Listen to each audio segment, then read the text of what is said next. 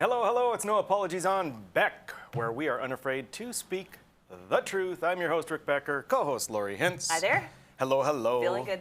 I'm feeling really good. I'm looking forward to our guest tonight. We have so much to talk about, and I don't know, you got some funky pictures. I'm not sure what they're all about. You'll just have to wait and see. Okay. All right. Segment one tonight brings us back home to North Dakota.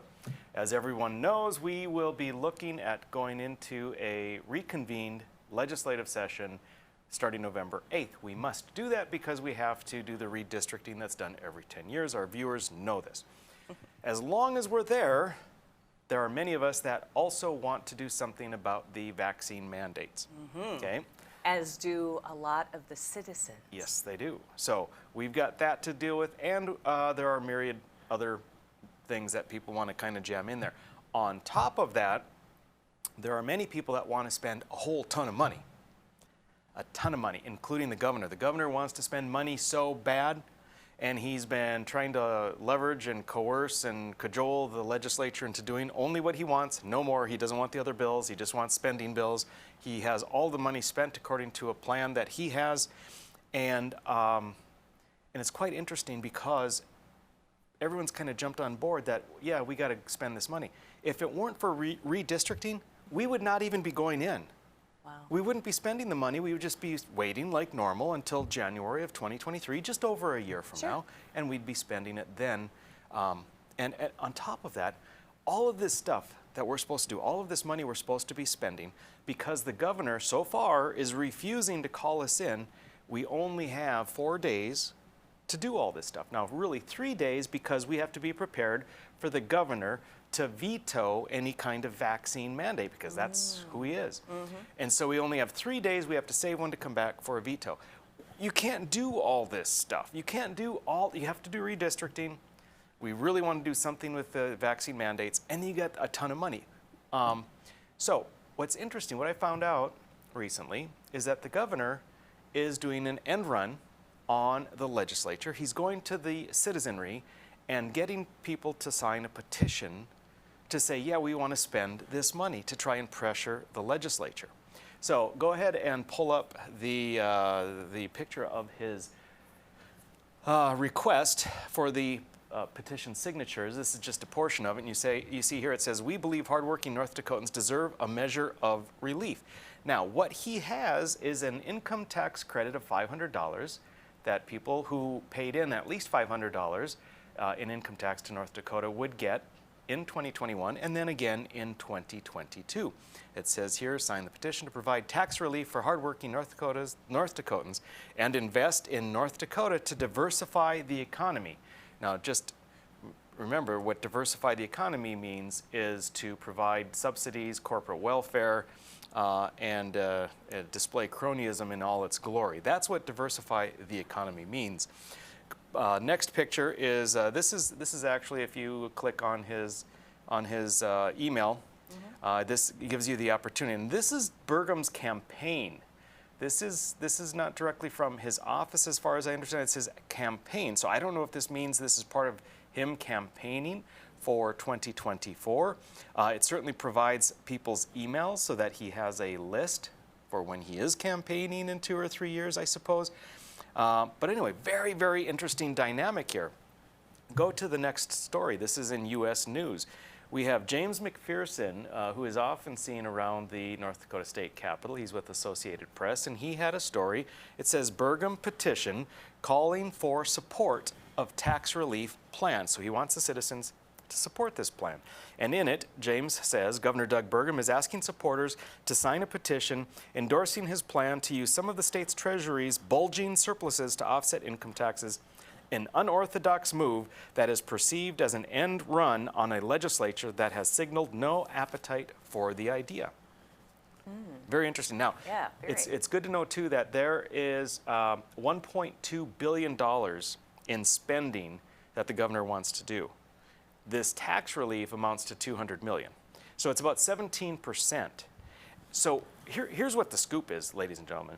The governor wants to spend all of the money on all of his pet projects. He knows he can't do that without support from the people. And so he throws a crumb and says, you know what, $500, tax break. if you support this. So he is able to use 200 million of it, 17%, 17.5%, to get people to support it so that he can spend his other $1 billion on all of his pet projects. The other 83% of the amount of money. Exactly. Now, James McPherson goes on in his story. He interviewed Wardner and Pollard. Pollard says there's no support in the legislature to do that. Wardner says that. Pollard, who's the House Majority Leader, said the governor's plan doesn't go far enough. If we pass income tax relief, it should be permanent. I agree. I agree fully. It should be permanent. And what I am proposing and have proposed to the legislature is we don't spend this money now. There's no reason we have to spend the money now. Keep it until the next session. Don't rush and jam things through. Be deliberative. Be a good legislator and do this in the proper way. Not jam it through in 3 days with a bunch of other stuff. Not $1 billion in spending. Then, when you have this excess money, this ARPA money from the federal government, and the excess ending fund balances that we are going to have, we do have, you can come up with a package that is best for North Dakota and includes abolishing the income tax or abolishing the property tax. It can be done. So this ridiculous call to spend everything now, terrible, terrible, terrible idea. Well, I try to put it in terms of your home budget and what you're doing, and all of a sudden, oh, we better spend this thing really, really, really fast, and you never make good decisions when you do that. It's kind of like going to the grocery store when you're really hungry. Don't do it, because bad things happen. And I spoke with a reporter this afternoon, and he asked me about certain types of spending, and I said we should wait. And what he said is, well, but some are saying that because of federal regulations over the next 3 to 4 years, we have to do it. And I'm like, no, that's what they always say. There's always a reason that they say we have to rush. Don't think about it. Don't plan too much. Just do it. Spend it. Spend it. Spend it. So yeah, it's very interesting though that it's his campaign. I don't know what all that means. Roll to the next picture. This is a Tribune, Bismarck Tribune editorial. So the editorial staff wrote an editorial about this. Petition risks derailing tax relief effort. You see, the Bismarck Tribune editors like the idea of a temporary tax relief of the $500. They believe that Burgum has essentially jumped the shark once again, which he is prone to do. He has no sense of optics with regard to how to truly play politics. Fortunately, he has enough money that he doesn't need to, I guess, have those skills. But was that too harsh? That's a little harsh. Harsh, I'm sorry. But in the editorial, it says, Governor Doug Burgum's proposal to provide tax relief has merit, but his efforts to promote the idea create political risks for him. It's an unusual tactic by a governor to pressure the legislature into adopting a proposal. They say if the governor deeply offends the legislature, it could make it difficult for him to get support for future agenda items.